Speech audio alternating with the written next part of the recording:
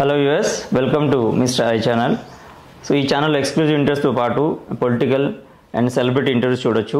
So ఇందులో భాగంగా ఒక టాప్ సెలబ్రిటీ అనుకోవచ్చు మనం. దాదాపు 20 సంవత్సరాలు పూర్తయింది. 2005లో స్టార్ట్ అయితే కెరియర్ 2025. సో ఆ పేరు చెప్తే ఇప్పటివరకు అందరికీ గుర్తొచ్చేది రాజన్న సినిమా. చాలామందికి దాదాపు ఒక టాప్ సెలబ్రిటీస్ అందరితో స్క్రీన్ షేర్ చేసుకున్న అమ్మాయి. కానీ రాజన్న సినిమాని కేర్ ఆఫ్ అడ్రస్గా అమ్మాయి పేరు చెప్తారు. ఇప్పుడు ఈ రీసెంట్ టైమ్స్లో ఆ పేరు మర్చిపోతున్నారు అందరూ. దానికి కారణం 21 అండ్ ప్రెగ్నెంట్ ఈ వెబ్ సిరీస్తో సెంటర్ ఆఫ్ యాక్షన్ అట్రాక్షన్ మొత్తం హోల్ స్టోరీ మొత్తం తన చుట్టూ తిరుగుతుంది. సో ఆ అమ్మాయి యానీ. సో అంతా మాట్లాడదాం. హాయ్ అండి. సో ఎలా ఉంది కెరియర్? ప్రస్తుతం it's I think going pretty well, చాలా వెళ్తుంది. ఆఫ్టర్ నిందా ఫిలిం తర్వాత ఒక మంచి గుర్తింపు వచ్చిన క్యారెక్టర్ ఇప్పుడు నేను ప్లే చేసింది 21 అండ్ ప్రెగ్నెంట్లో అను అనే క్యారెక్టర్. సో ప్రస్తుతానికి అయితే చాలా బాగా వెళ్తుంది. సో మధ్యలో ఎందుకు బాగా బ్రేక్లు తీసుకుంటున్నారు? అది యాక్చువల్లీ కోరుకొని తీసుకునే ఒక బ్రేక్ కాదు. నేనేంటి అంటే స్క్రిప్ట్స్ చాలా వైజ్గా చూసి ఉంటున్నాను అనమాట. స్క్రిప్ట్ సెలెక్షన్కి చాలా ఆఫర్స్ వస్తున్నా కానీ నాకు ఏది అంత ఎగ్జైటింగ్ అనిపించట్లేదు. కొన్ని ఎగ్జైటింగ్గా అనిపించే ప్రాజెక్ట్స్ మేబీ అంటే మనకు కమర్షియల్ వైజ్ సెట్ అవ్వకపోవచ్చు. చాలా నెంబర్ ఆఫ్ రీజన్స్ ఉంటాయి. సో దానివల్ల గ్యాప్ వస్తుంది తప్ప నేనైతే కంప్లీట్లీ ఫోకస్ అంతా ఫిలిం ఇండస్ట్రీ మీదే ఉంది నాది. సో వింటున్నాను స్క్రిప్ట్స్ అన్నీ, ఏదైనా మంచిగా వస్తే చేసుకుంటూ వెళ్తున్నా. సో ఈ ప్రాసెస్లో, ఈ సెలెక్షన్ ప్రాసెస్లో కొంచెం టైం పడుతుంది అంతేనా? అంటే స్క్రిప్ట్స్ మీరే సెలెక్ట్ చేసుకుంటారా? ఇంకెవరిదన్నా ఇన్వాల్వ్మెంట్ ఉంటుందా? Mother, father? నేను అన్నయ్య కలిసి స్క్రిప్ట్స్ వింటాము. వినిన తర్వాత అన్నయ్య ఒపీనియన్ చెప్తాడు. సో ఫైనల్ డెసిషన్ అయితే నాదే ఉంటుంది కంప్లీట్గా. మీదే ఉంటుంది. అన్నయ్య ఏంటి? అన్నయ్య ఏం చేస్తారు? అన్నయ్య ఇప్పుడు డబ్బింగ్ ఆర్టిస్ట్. సో తను ఇదే ఫీల్డ్లో ఉన్నారు. సో రీసెంట్గా డబ్బింగ్ కావడంతో వచ్చింది. కంప్లీట్లీ దీని మీద ఫోకస్. అంటే ఒక పర్టికులర్ స్క్రిప్ట్ పిక్ చేసుకునేంత నాలెడ్జ్ ఉందా మీకు? టు బి వెరీ ఆనెస్ట్, నాకు అంత ఇంకా లేదు కాబట్టి అన్నయ్య హెల్ప్ తీసుకుంటాను. ఎందుకంటే అన్నయ్యకి ఫిలిం నాలెడ్జ్ చాలా ఎక్కువ నాకంటే. చాలా ఫిలిమ్స్ చూస్తాడు, అన్ని రకాల ఫిలిమ్స్ చూస్తూ ఉంటాడు. సో నాలెడ్జ్ చాలా ఎక్కువ. నేనేంటి అంటే ఇప్పుడు ఒక స్క్రిప్ట్ ఇది సెలెక్ట్ చేసుకుంటే మనకి ఇంత ప్లస్ అవుతుంది అని చెప్పి మనం యాక్చువల్లీ గెస్ చేయలేము. అన్లెస్ అంటే మనం ప్రాజెక్ట్ చేసిన తర్వాత స్క్రిప్ట్ నచ్చే చేస్తాం. మనం ఏ ప్రాజెక్ట్ చేసినా అది ప్లస్ అవుతుందా మైనస్ అవుతుందా అని అది రిలీజ్ అయ్యాక ఆడియన్స్ చేతుల్లోనే ఉంటుంది. సో నేను ఎలా సెలెక్ట్ చేసుకుంటాను అంటే క్యారెక్టర్కి నాకు స్కోప్ ఉంది, పర్ఫార్మెన్స్కి నాకు స్కోప్ ఉంది అనిపిస్తే సెలెక్ట్ చేసుకుంటాను. అట్ ద సేమ్ టైం మంచి ప్రొడక్షన్ హౌస్ అయి ఉన్నా, లేకపోతే మంచి డైరెక్టర్ అయినా, సో ఇలా కొన్ని థింగ్స్ ఉంటాయి విచ్ ఐ కన్సిడర్. సో ఇవన్నీ కన్సిడరేషన్కి తీసుకొని అలా సెలెక్ట్ చేసుకుంటాను. ఎందుకంటే మేము ప్రజెంట్ ప్లే చేస్తున్న రోల్ ఏదైతే ఉందో 21 అండ్ ప్రెగ్నెంట్లో, ఆ రోల్ సెలెక్ట్ చేసుకోవడానికి చాలా గట్స్ కావాలి. ఫస్ట్ పాయింట్ అంటే ఏజ్కి రిలవెంట్ క్యారెక్టర్ అది ఓకే, బట్ అది చేసిన తర్వాత కొన్ని డిపెండెంట్స్ ఉంటాయి. అంటే సేమ్ కైండ్ ఆఫ్ సబ్జెక్టుల అప్రోచ్ కానివ్వండి, లేకపోతే ఆ పాయింట్ ఆఫ్ వ్యూలో ఆలోచించే డైరెక్టర్స్ కావచ్చు, ఆడియన్స్ కావచ్చు. అంటే ఇట్స్ ఛాలెంజింగ్ రోల్. ఇప్పుడు తేజగా తీశారు చిత్రం అనే సినిమా, ఆయన ఫస్ట్ డైరెక్షన్లో సేమ్ కాన్సెప్టే ఉంటుంది ఆల్మోస్ట్. అంటే చాలా ఎర్లీ ఏజ్లో ప్రెగ్నెంట్ అయిన అమ్మాయి కపుల్ ఏదైతే ఉంటారో, సో వాళ్ళ మధ్య జర్నీ స్ట్రగుల్స్ ఎలా ఉంటాయి. సో ఇక్కడ కూడా అదే చూపించారు ఆల్మోస్ట్. ఇది స్టోరీ చెప్పినప్పుడు బేసిక్గా అంటే మీరు ప్రీవియస్లో ఏమన్నా దీని రెఫరెన్సెస్ చూసారా? లేదు, రిఫరెన్సెస్ ఏం చూడలేదు. నాకు అంటే ఇది ఒక 3 years బ్యాక్ వచ్చిన స్టోరీ అనమాట. 2 to 3 years బ్యాక్ నేను విన్న స్టోరీ ఇది. విన్న తర్వాత నేను చాయ్ బిస్కెట్లో ఆడిషన్ ఇచ్చాను. ఆడిషన్ ఇచ్చాక ఫ్యూ మంత్స్ తర్వాత ఇంకా నాకు కాల్ బ్యాక్ ఏం రాలేదు యాక్చువల్గా. సో నేనేమనుకున్నా అంటే సరే ఈ ప్రాజెక్ట్ నేను చేయట్లేదేమో అనుకున్నా. తర్వాత ఒక 2 years తర్వాత మళ్ళీ కాల్ వచ్చింది దట్ ఇంకా ఈ స్టోరీ మేము చేస్తున్నాము, మీరు ఇంకా ఇంట్రెస్టెడే ఉన్నారా అంటే.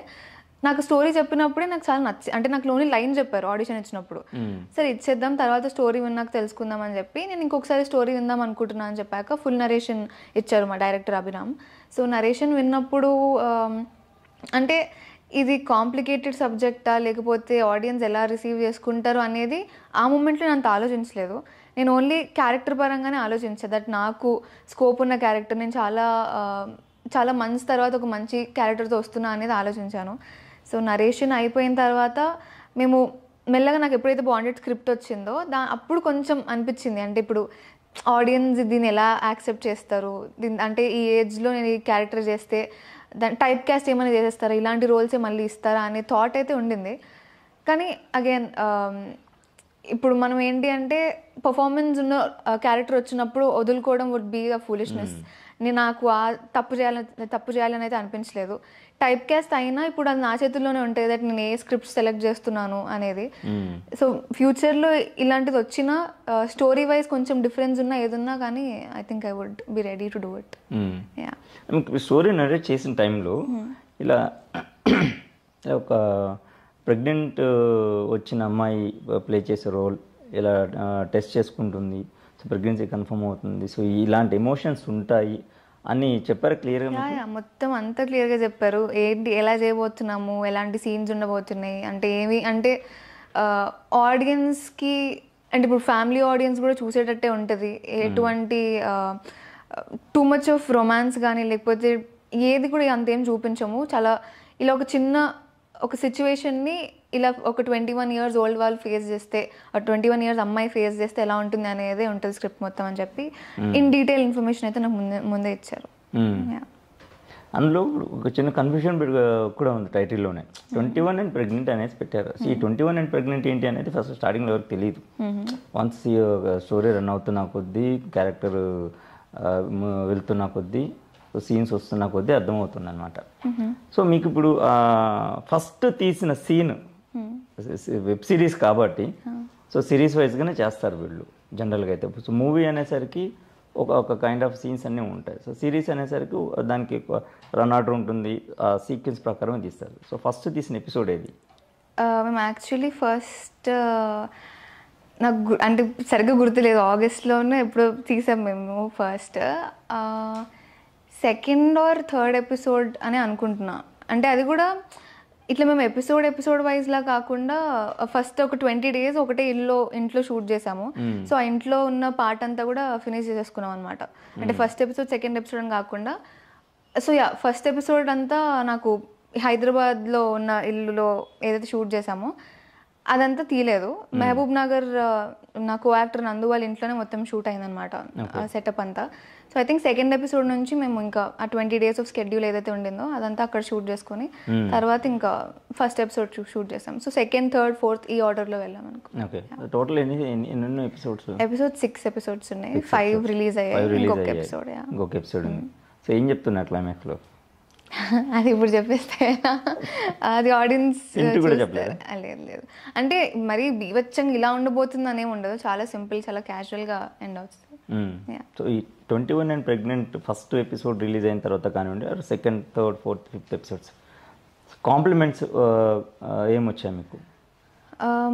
కాంప్లిమెంట్స్ వైజ్ అయితే నాకు కొంతమంది కామెంట్స్లో కానివ్వండి లేకపోతే నా ఫ్రెండ్స్లో లేకపోతే నా అడ్మైరర్స్లో ఎవరైతే ఉన్నారో వీళ్ళు ఇప్పుడు వరకు నేను రాజన్న అమ్మాయిలానే చూశారు. ఐ థింక్ ఇక్కడ నుంచి యునో ఆ పాప అనే కేటగిరీ నుంచి నువ్వు వెళ్ళిపోతావేమో, you are like properly into this proper main characters చేసే అంత స్కోప్ ఉంది, యూ లుక్ వెరీ మెచ్యూర్డ్, నీ యాక్టింగ్ చాలా మెచ్యూర్డ్గా అనిపిస్తుందని ఇది ఒకటి చాలామంది చెప్పారు. నాకు అది I was waiting for such kind of compliments because Rajanna తర్వాత అది క్రియేట్ చేసిన ఇంపాక్ట్ ఎట్లుండిపోయింది అంటే ఇప్పుడు నేను బయటకు వెళ్ళినా కానీ రాజన్న పాప అనే గుర్తుపడుతూ ఉంటారు, which is I'm very grateful for that. కానీ ఒక పాయింట్ వచ్చేసరికి మనకు ఎలా అనిపిస్తుంది అంటే ఇంకా చిన్న బేబీలానే చూస్తున్నారేమో, నాకు ఆ ట్యాగ్ వద్దు అనే ఒక ఫీలింగ్ వచ్చేస్తుంది ఆటోమేటిక్గా. సో ఐ థింక్ ఈ అను క్యారెక్టర్ ప్లే చేయడం వల్ల కొంతమంది అలాంటి కాంప్లిమెంట్స్ కూడా ఇచ్చారు. అండ్ ఇంకొకటి 4th episodeలో క్లైమాక్స్ సీన్ ఒకటి ఉంటుంది, బేబీ కిక్ అయిన మూమెంట్ దాన్ని ఫీల్ అయ్యి ఒక ఎమోషనల్ సీన్ ఒకటి ఉంటుంది అనమాట. సో అది చూసిన తర్వాత చాలామంది లేడీస్ టెక్స్ట్ చేశారు దట్ నేను ఆ సిచ్యువేషన్లో లేను కానీ నువ్వు అక్కడ ఏడుస్తుంటే ఐ కుడ్ ఫీల్ యూ అని చెప్పి అన్నారు, which is a very big compliment. ఇంకొక స్వీటెస్ట్ కాంప్లిమెంట్ ఏంటి అంటే చిరంజీవి గారు, మహేష్ బాబు గారు తర్వాత ఒకళ్ళు ఏడుస్తున్నారు అంటే ఆన్ స్క్రీన్ నీ ఏడుపుకి నేను కనెక్ట్ అయ్యాను, I think you are one of the finest performers అని చెప్పించారు. So yeah, these were that biggest compliments.